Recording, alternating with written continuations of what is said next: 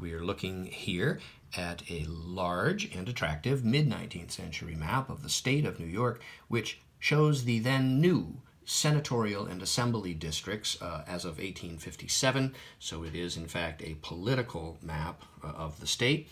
It's lithographed and with extensive, detailed, full, original hand color. It's got full lines as it was issued. There are insets along the sides at the top and along the bottom. If we flip the map over, what we'll see on the reverse is a clean example, free from really any repairs or flaws that are worthy of any kind of note. We turn it back over, the paper is still sound.